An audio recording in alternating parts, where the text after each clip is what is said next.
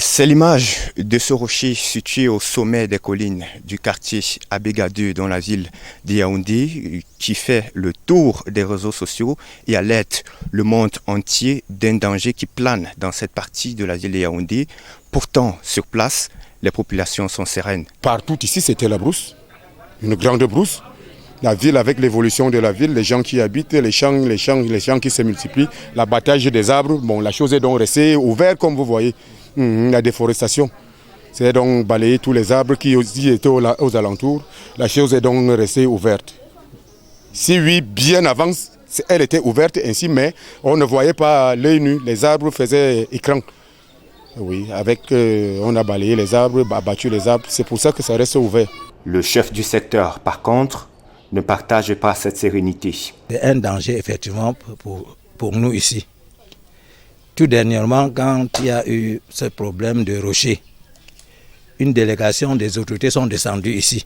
Le sous-préfet partant, il disait aux gens, on va détruire tout le quartier.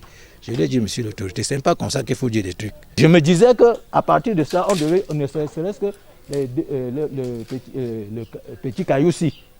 En fait, quand il dit petit, ça pouvait déjà déclencher, qu'on pouvait déjà détruire depuis ce temps jusqu'à aujourd'hui. Et demain, quand ça va déclencher ici, on viendra dire qu'on n'a pas fait ceci, cela. Il y a eu un moment où le délégué a sorti un arrêté interdisant que les gens ne doivent pas construire à 200 mètres du pied de la colline. Ce qu'il devait faire, il devait mettre les plaques pour signaler aux gens que non, c'est interdit. Il ne l'a pas fait. Pour lui, il faut prendre des précautions. Les Chinois ont développé une technologie. Moi, je ne suis pas spécialiste. Mais je sais qu'il y a des trucs pour casser ce caillou-là. On peut voir les spécialistes, ils viennent, ils mettent ces explosifs-là. Ça affaisse. En dehors de ces deux grands rochers-là, qui peuvent vraiment descendre, pour l'instant, en dehors de ces deux grands rochers-là, le reste, je vois qu'il n'y a pas de problème.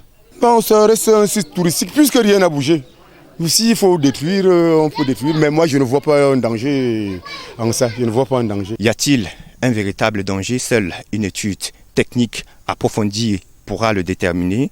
Toujours est-il que nous ne maîtrisons pas la partie qui est enfouie dans le sol. Sur les collines d'Akondoué de Yaoundé, Olivier Mbouzike et Frédéric Fom pour STV.